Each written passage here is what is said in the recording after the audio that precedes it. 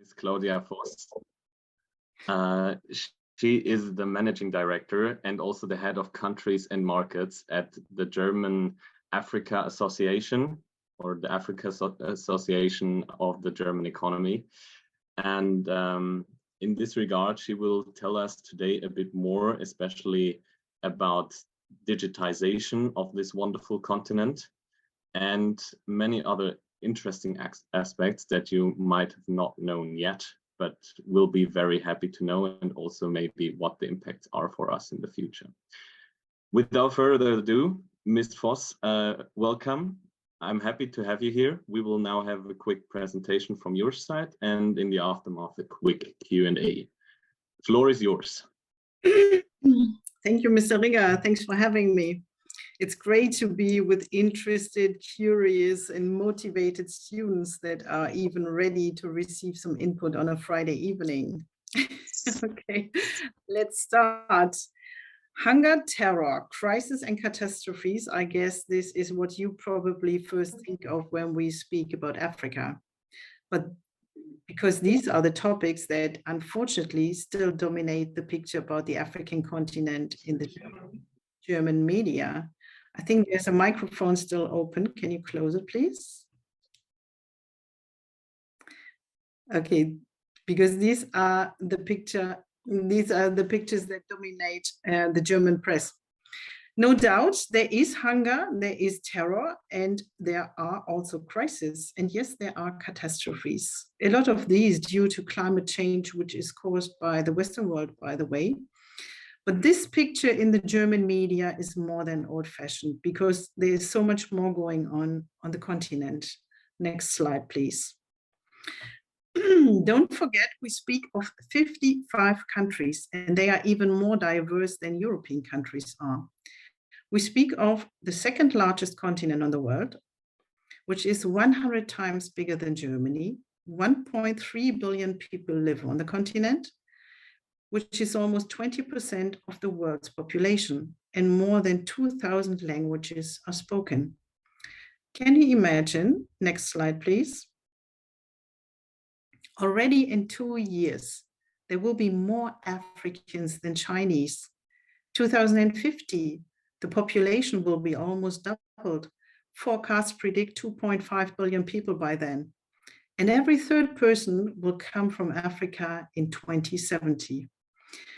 To give you a more realistic picture today of the developments on the continent, I would like to talk about the smart and innovative Africa. Right now, the continent is in the middle of a digital revolution, especially in the big cities.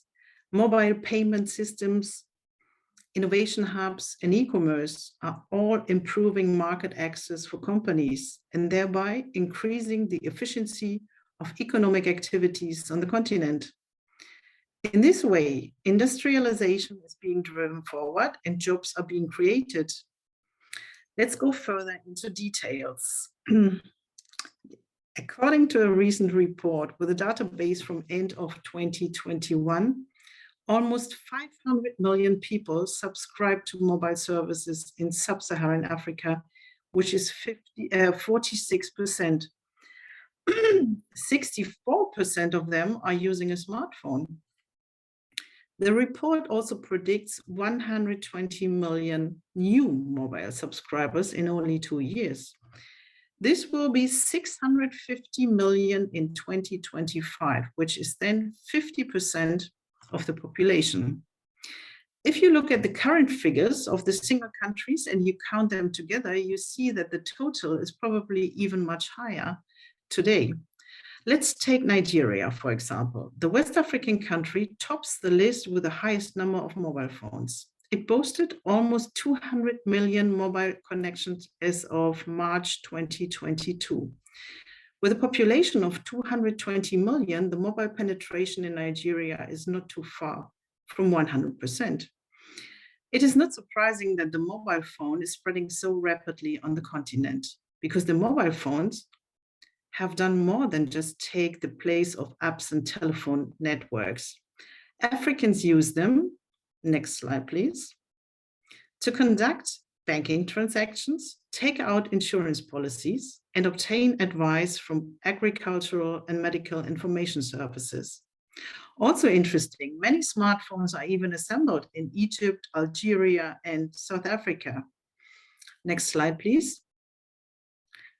And since 2019, the company Mara Group in Rwanda produces the first smartphone completely made in Africa.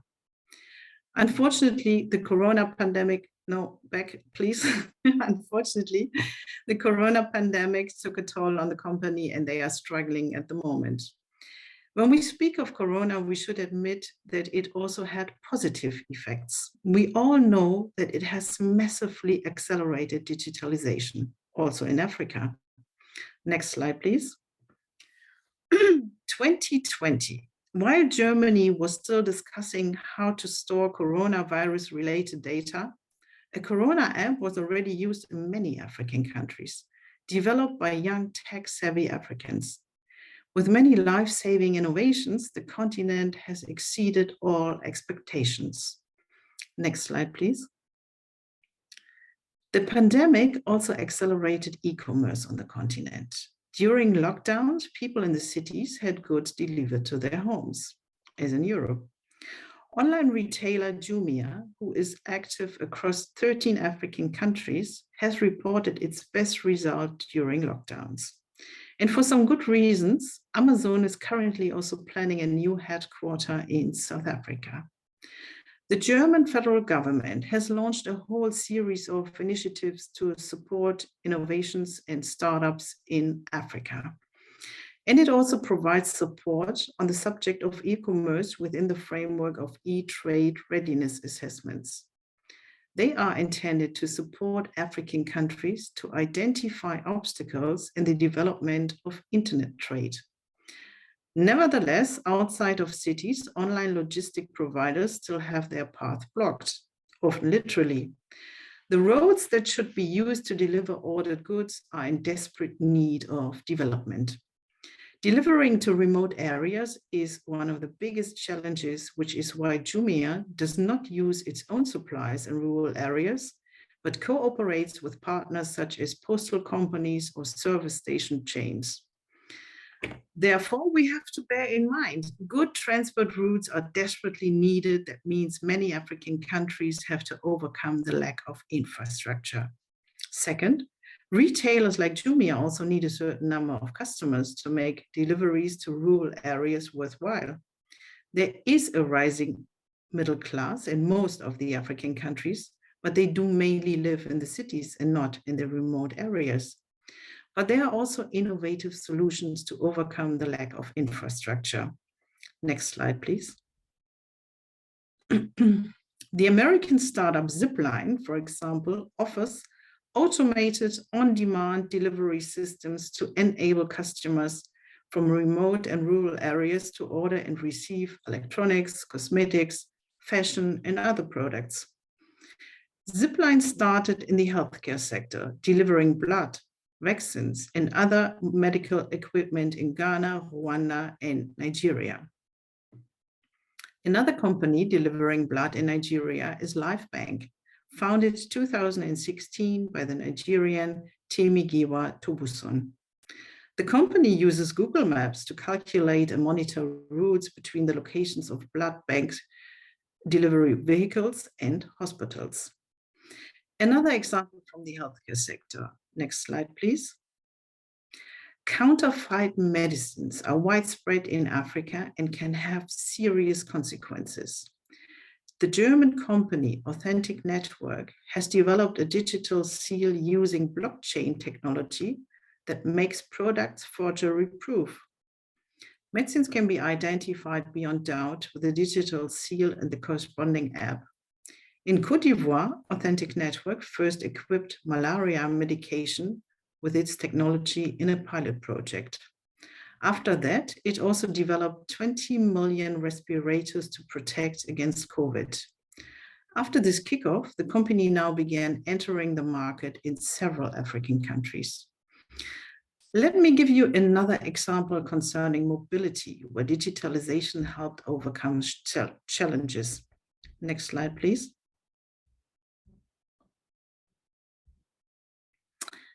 When Europe's largest car manufacturer, Volkswagen, set out to conquer the African market, they realized they need more than a flashy new product.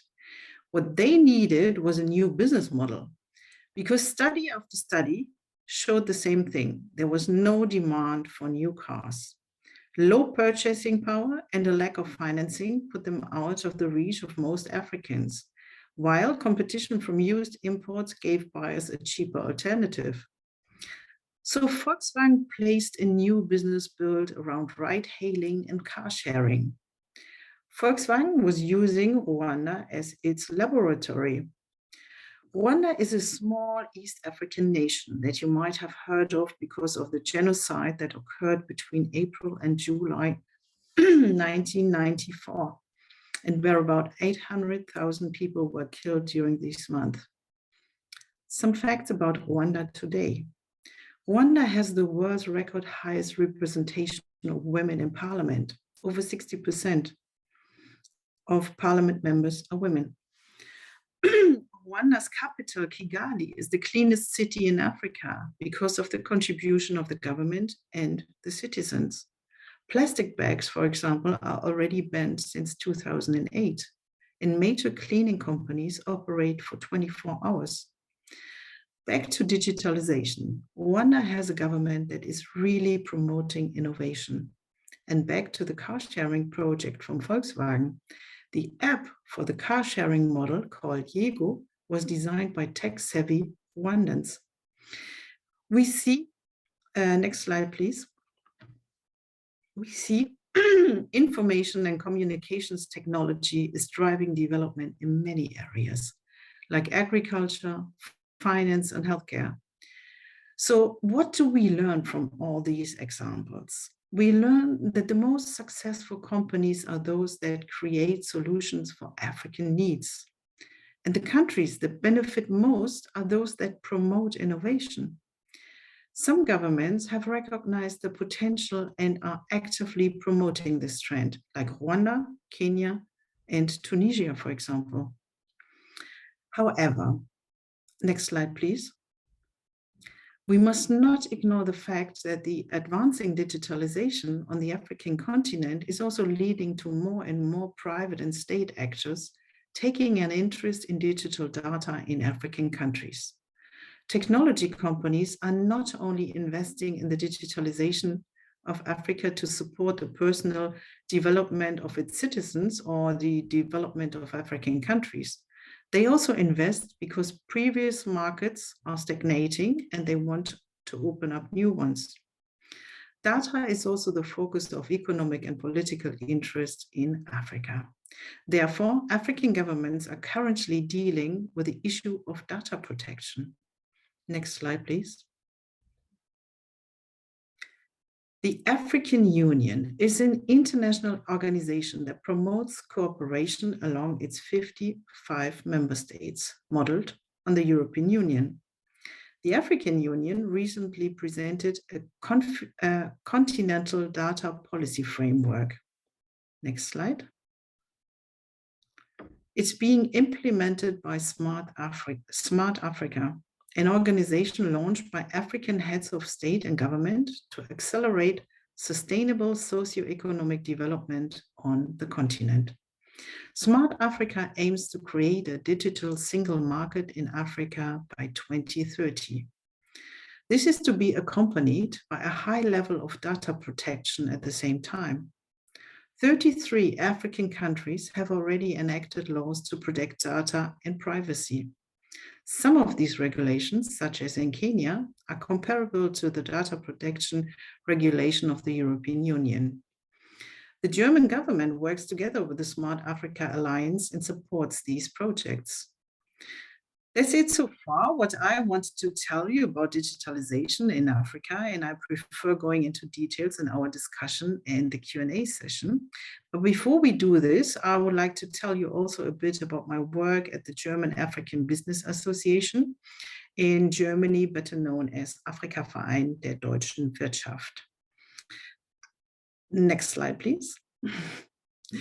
Afrika Verein is the business association where almost all German companies are gathering that are doing business in Africa or that are planning to do so. Next.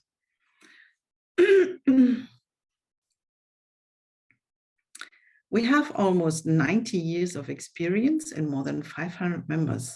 Among them, we have, next, the big players like Siemens, Volkswagen, Bosch, Bayer, Allianz, Commerzbank, but the majority are small and medium-sized companies because, as you might know, they are the backbone of the German economy. And we also do have some startups as members.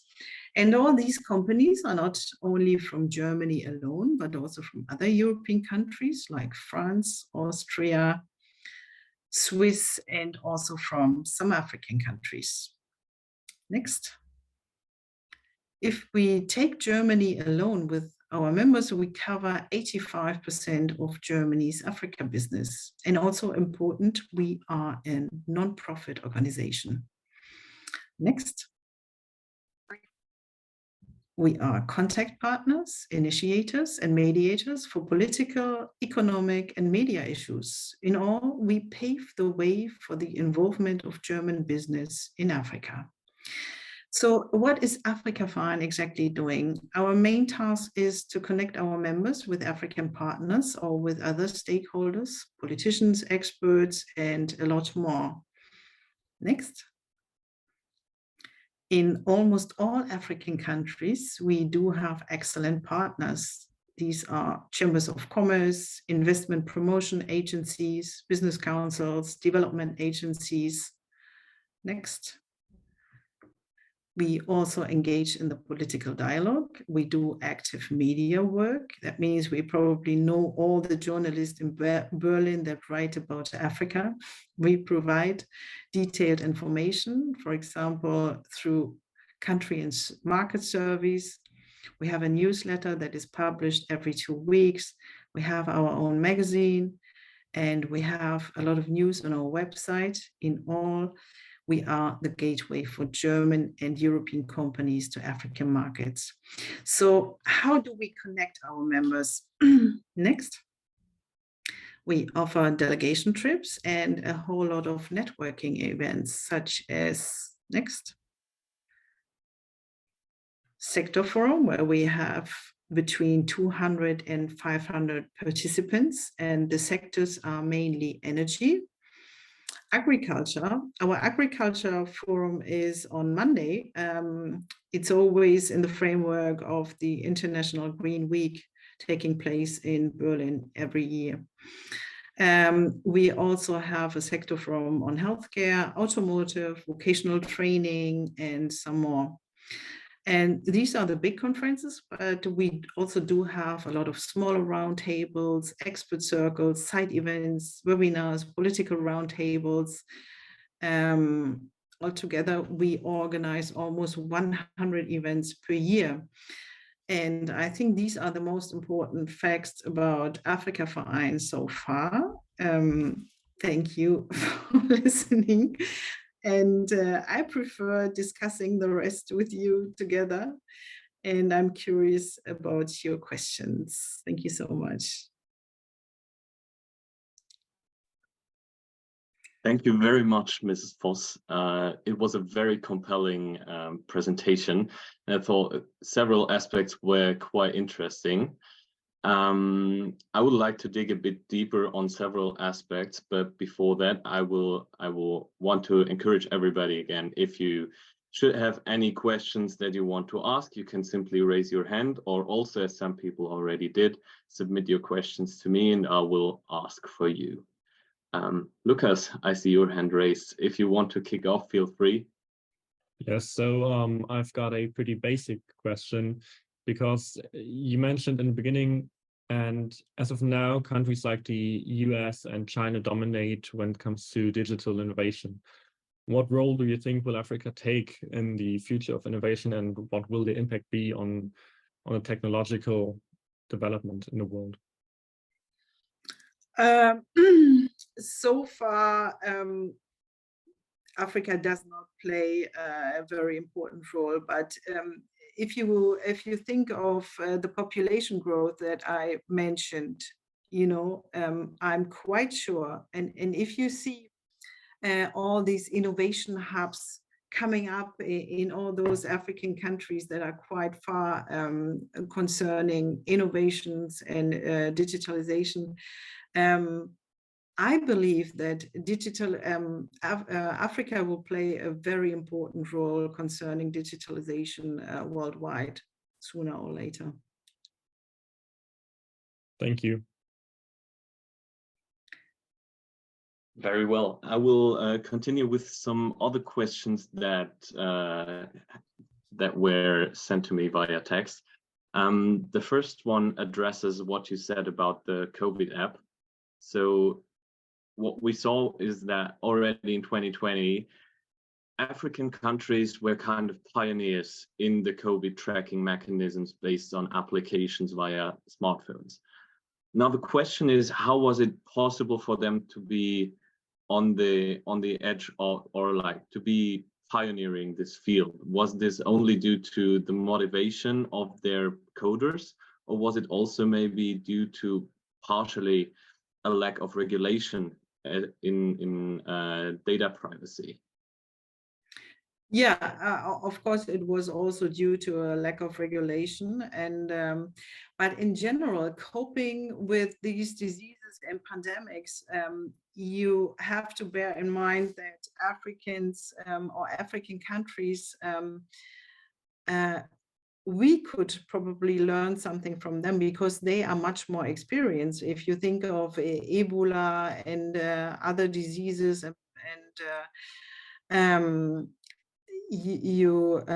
they were quite advanced. I remember when I took some flights just before, just after COVID, in between, when we were always like we didn't know how to handle it, and I flew to African countries, and they were so severe in measuring fever at the airport, where in Germany none of this happened. I was so surprised. So African countries were quite quite serious about handling it. And we were not. And this is something we can really learn from African countries, from my point of view, in general, not only about digitalization, but as I mentioned, regulations, data regulation is an issue at the moment. Yeah. Sorry, I was muted. Would you see this only as an issue, or also maybe partially as a chance for the continent? Because as it's still like a raw diamond, there's still a lot of potential to be solved. So of course this might be especially compelling to companies like Amazon or Volkswagen. So the big companies for sure have some incentives to actually expand in all over Africa. Yes, it is a chance at the same time, but I think with our regulations, we also do have issues, don't we? Because that's hindering us to be fast sometimes, but we cannot.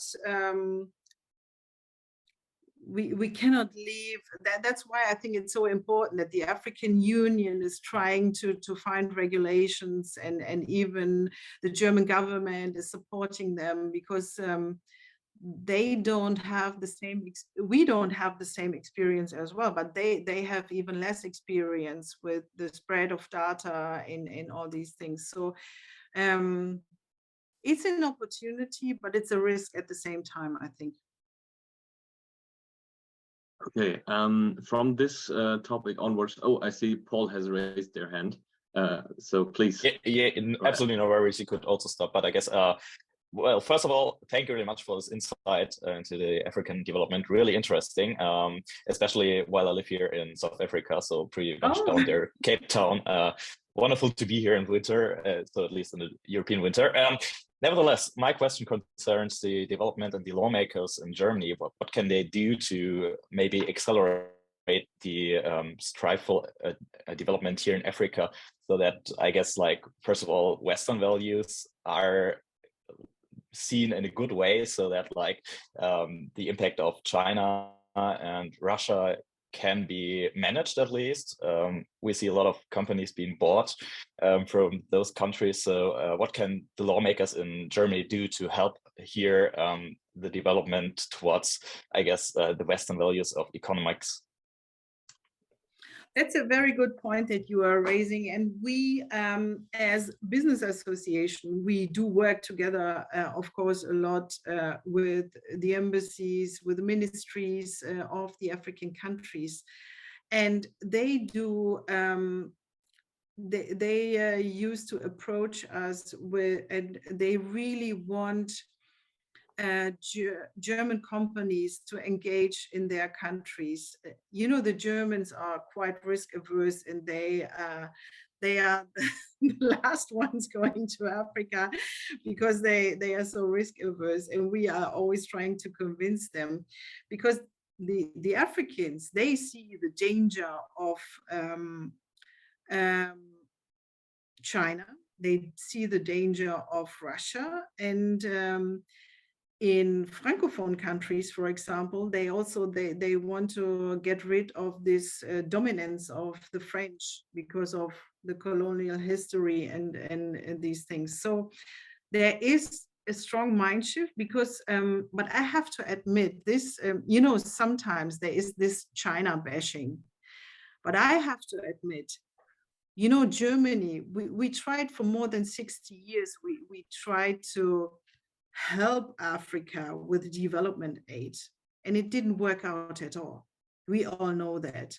So now you see that the German government is has another approach now. They want to bring in the private sector, and they see that the development aid did not work out at the end of the day. So there's a change. And but if not China started by building up infrastructure projects in Africa, I think we will still be far behind from where we are now today, because of what China did already, you know.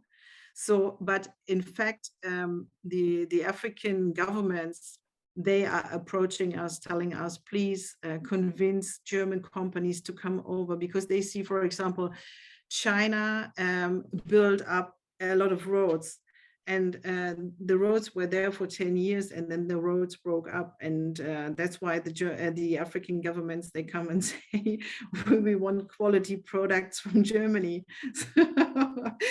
So yeah, the African governments, I can say, they really want the Germans to engage in their countries.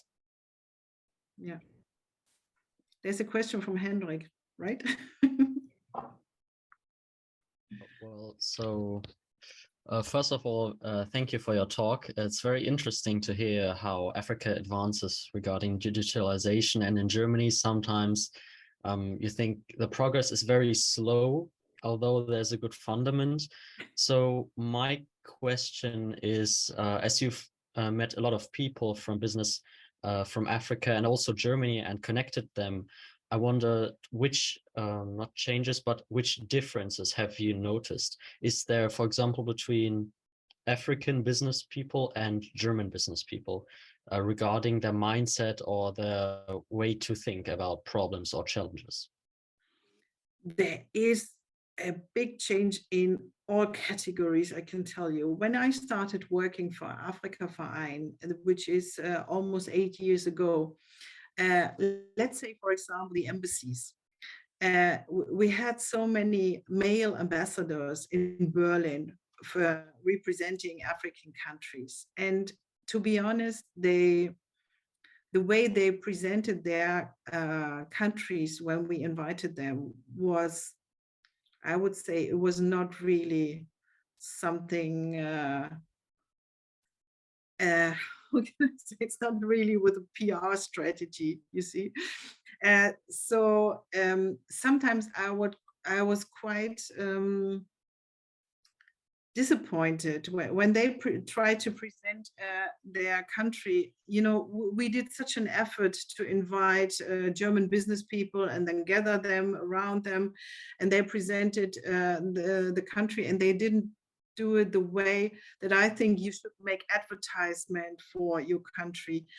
And then I thought, okay, if you want a German investor or a German business person to come to your country, you really have to make some advertisement. And they were not able to do it in some ways.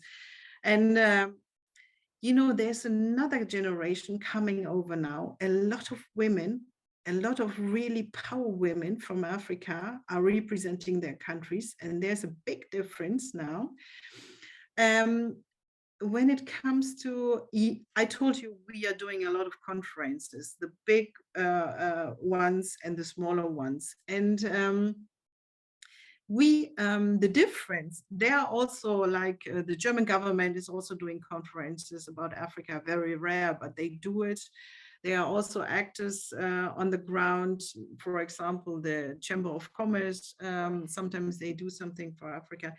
But you know, when they do conferences, it's always like Germans and Europeans are talking about Africa, but there are no Africans. And this was our approach. We always made sure, we always wanted it to be half and half. You know, we wanted them to engage with each other. It was quite difficult 8 years ago, because it was difficult for the Africans to come over. Lack of financing, you know, the flight was expensive and all those things. And now we always try to bring them in to find money, how they can come over. And now it changed completely, because first of all, they don't need our money anymore, because there are a lot of African business people. They earn enough to pay their flight alone. And second is, we also learned a lot. Those who cannot come over, or those who need support, we try to have a sponsoring from the foundations like Konrad Adenauer Stiftung or Friedrich Naumann Stiftung. They are trying to support us, bringing them over. And our last big conferences was in Frankfurt, end of last year. And for the first time, we had much more Africans than Germans. So you can imagine the Africans, they really want to come over and they want to engage with German business people. At the moment, it's the Germans. They are, because they are in this crisis, you know, the energy prices are high and everything. For them, it's quite difficult to say, okay, we will stop our business in Russia, but going to Africa is another risk, you know. So this is the problem. This is the main problem. That's why it's so important for me. We have to change the image of Africa is still bad. That's what I told you in the German media. And if we don't change that picture, that image, the business people will not go, because this is what they see on TV. And, you know, they sit there, you know, German companies, they are traditionally family owned, and the CEO is watching TV with his wife, and then they only see crisis catastrophes about Africa.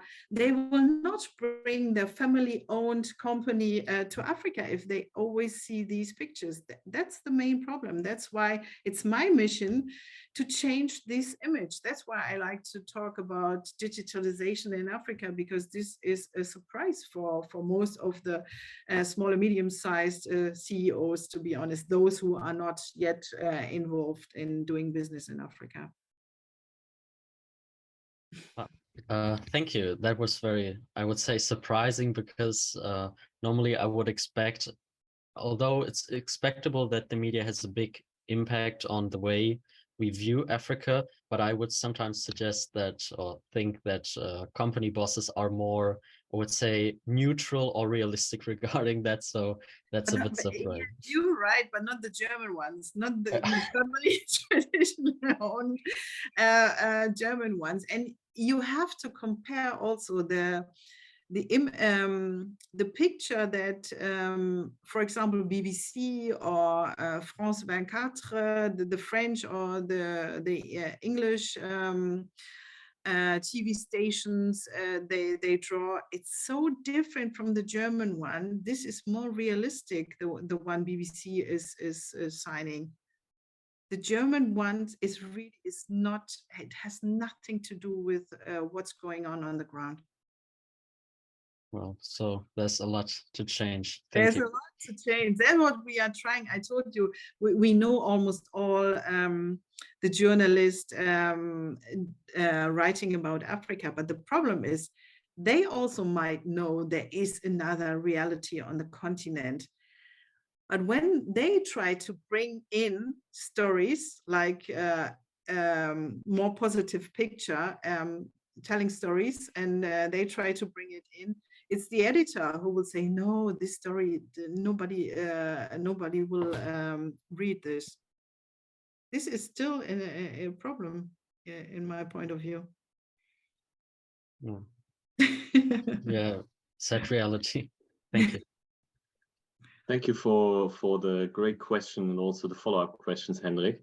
Another question I have received in the chat is, to what extent do you think is the colonial history still relevant for the African countries in general?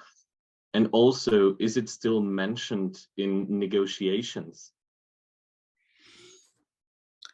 In negotiations, it is not mentioned, but behind the scenes, everybody's talking about it. And that's what I said. The Francophone countries, they want to get rid of this colonial background. That's why they want to get rid of the dominance of French actors on the ground. And the history is still a problem. And what is also a problem, we do have colonial history as well, as you might know, in some African countries, but just a few ones, and it was not that long than French and English and Spanish and all of them. But what I sometimes see, if it's not on purpose, it's not an intention, but our mindset that is also quite colonial, Eurocentristic, if you want to name it. You know, they always talk, the German government, even actors, even they have very good will in mind, but they still always talk about Augenhöhe. You know, this is what they say in every speech. They always talk about Augenhöhe. But my point of view is, as long as you talk about this Augenhöhe, it is not yet there. Because if it's there, you don't need to talk about it, is it? So it still plays a role, of course. And you know, you maybe followed this news about giving back the Benin Bronze and all these things. And Nigeria just received some of these items. There's also the new government. They have, the new German government, they have a different approach, a better one, I think, than the one before, to be honest. Because I used to participate in expert circles and all these things, and I was so surprised. They were the ones, they were very new, and they had a round table about, I don't remember the subject, but it was something concerned Africa. And they were the first ones bringing in Africans to the table. I was so surprised. And I can see they really want to make a difference. You might not be satisfied with all they are doing and all the approaches they have, but I see a mind shift. Yeah, really, I do see. Very well. One other question, and then you again, Paul, if you don't mind.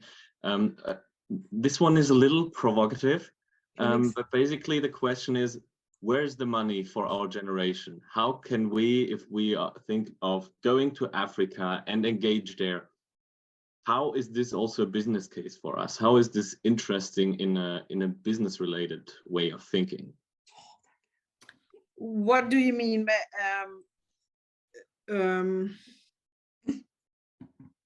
no, I don't really get the question. I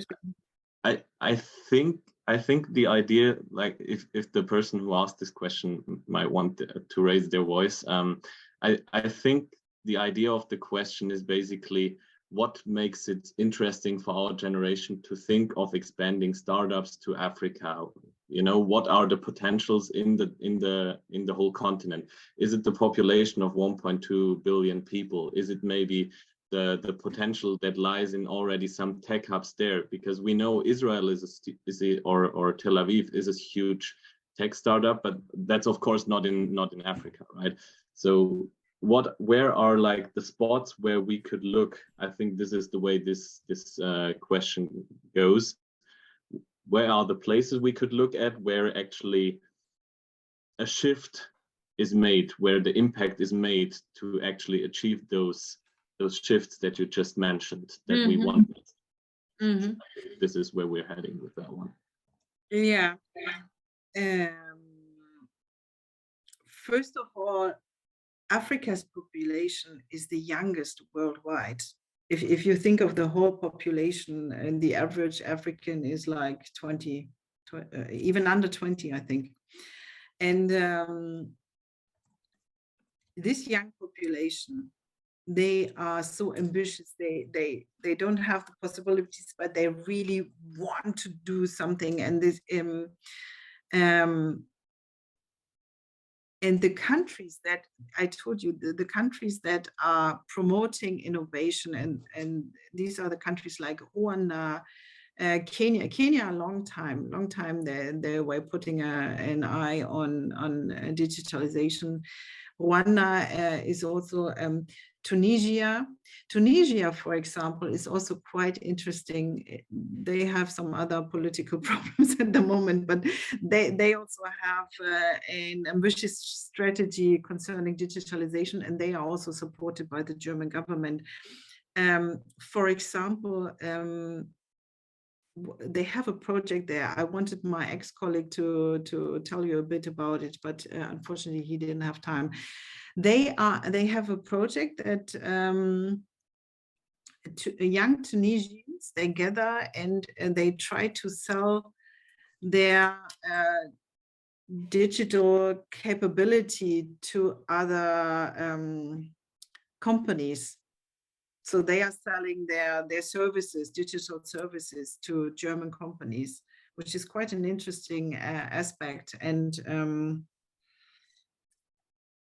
yeah, in my point of view, in so many aspects and in so many sectors, there is so much going on the continent, and I can see the rise also of. I told you when I started, it was quite difficult to bring German business people to the continent, and now we are in a crisis, in an energy crisis, which is a problem for so many companies. But even though we are in a crisis, and I told you Germans are quite risk averse, so many companies are coming. They want to become a member of Afrika Verein. There you can see already the rise, that they see the opportunity, and you as youngsters, of course, you can always participate in this whole trend and this these things that are going on the continent in any case. Not only digitalization, but so many aspects. Because Africa needs so much, and it's so interesting to, you know, we say they leapfrog. They didn't use telephone lines, but they leapfrogged immediately to mobile phones. In so many other cases, they do the same. It's so interesting what's going on.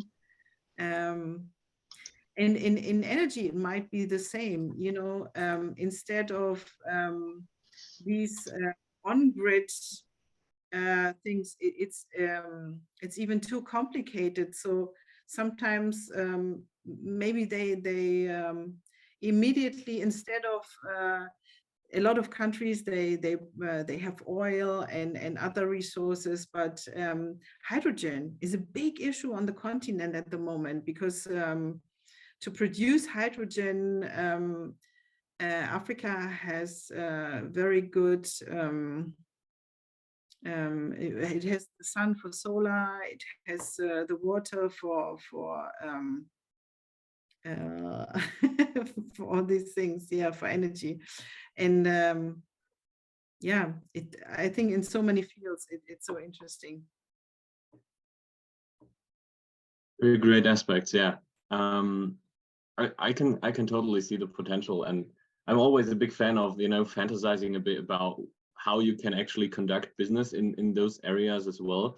So if you think about, for example, the potential that you have with the high level of sun, just for example, you could probably, if you have a lot of sun collectors in Africa installed, you could probably gather enough energy to cover maybe even the whole world, just with the sun impact that we have there. Because I was just looking at a heat map of the whole world a few days ago, and the temperatures we currently have around the equator, especially in Africa, are around 35, 40 degrees Celsius at some points.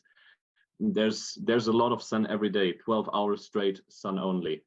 The amounts of energy you could produce there, by also the price of the land you have there, and then maybe transferring this energy to other parts of the world, it's tremendous. You only need somebody to actually build those things, and also to have the cables running into other parts of the world, right?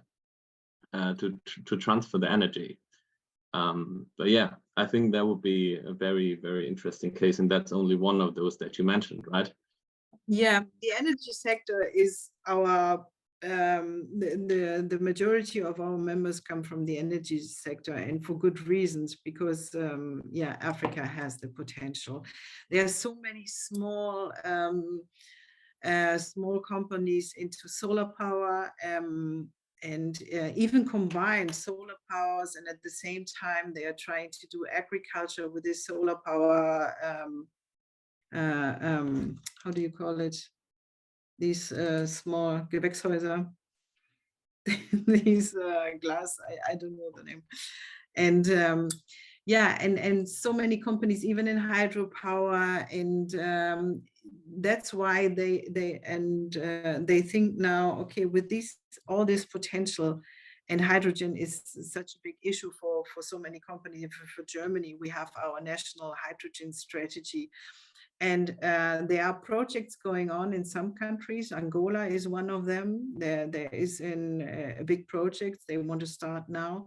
There is one in Namibia, for example. And yeah, the energy sector is really probably the most interesting at the moment, because of hydrogen as well. Yeah, very well. So Paul, as promised, I think you have the last question of the day to kind of what an honor. The session. I'll keep it short then. Wonderful. Thank you so much. Shifting the whole discussion to a little bit of a different angle, how do you view the influx, or let's say the migration of highly skilled workers to Germany, like top IT talents? There are a lot of them here, especially in South Africa, top bachelor's, master degrees in computer science, and a lot of them, like 40–50%, are going to Europe because they can earn double the salary. They have security aspects which are not that well covered here, and I guess it's pretty great for the German economy, because we need those workers. I think that's pretty clear at this point. We need skilled workers, but they're leaving the country here. We don't have like the best talents anymore, and they're working from Europe now. So what's your perspective? Is it a great thing because like the German economy is, I think, really benefiting from this point, or is it so how can we balance it? It's always like a discussion of balancing.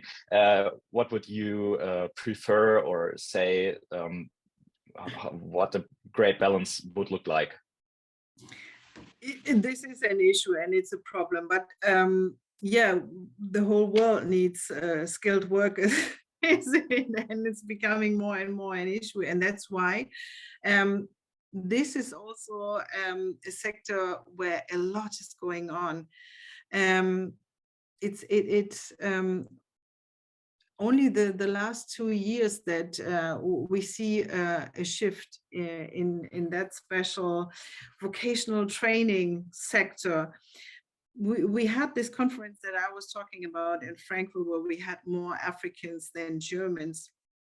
We split it because we saw that vocational training is such an issue for the German companies, for the Africans.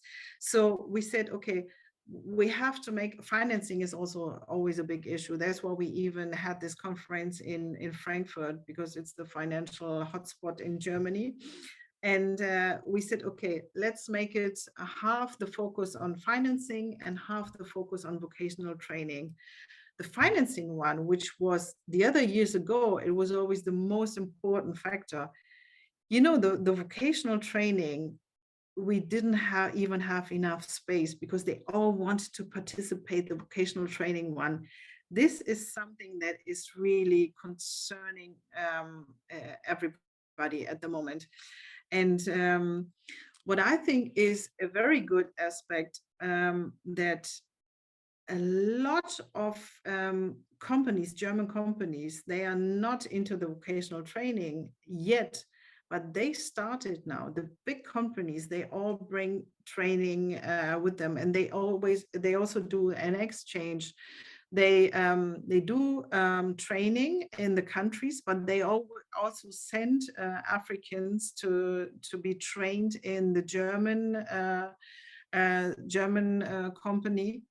And there's always this exchange. I think this is a very good development, because we need skilled workers in Germany, but especially in the African countries as well. And this German companies in African countries always search for skilled workers, of course. They started training them themselves, which is a good development, I think. I can see that there's a lot going on as well. Well, thank you very much for answering this question. I also saw Sonia raised her hand. Make it very short, and then we will conclude this session. I hope that's okay, Ms. Voß. Yes, of course. Yes, so firstly, I have to say this was a very interesting presentation. Thank you. And my question was, so recently you have talked about the image. So how do you want to change or implement the image so that Germans have a different or even better image of Africans? So what especially your association could do to implement? Yes, we do a lot. When I do speak a lot, I do moderate our conferences, and I am invited as an expert at many other conferences as well. And there I always try to tell different stories, the stories that are normally told. And we also have a magazine that I told you, and there also we try to tell different stories. We mostly tell success stories from German companies on the ground, but also from African companies, how they succeed in Africa. And I always try to grab success stories from everywhere, and this is what I try to tell others as well, wherever I am. There is a very, very good book just published, Jenseits von Europa, apart from Europe. And this one is about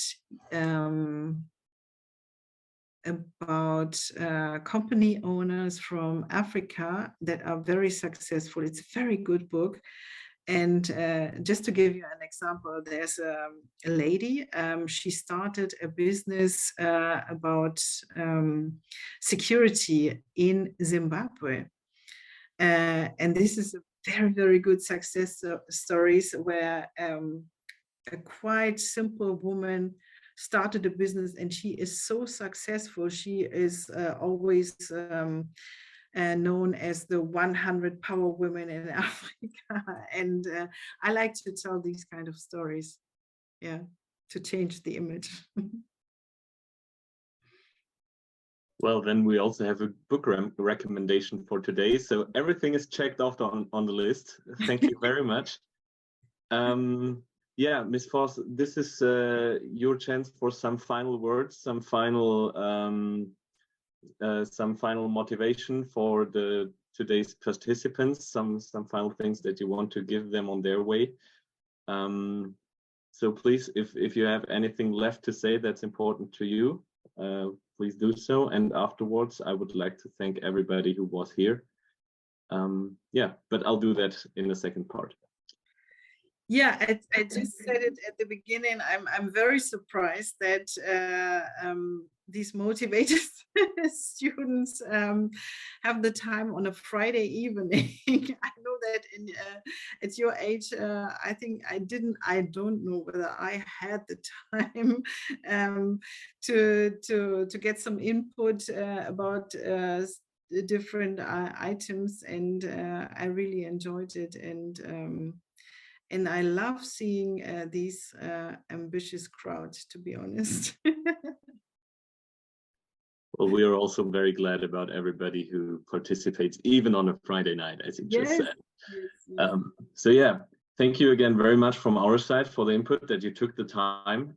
It was very compelling, and also the variety of topics and also countries that you covered, and especially the impressions that you gathered throughout your experience in this field was very interesting.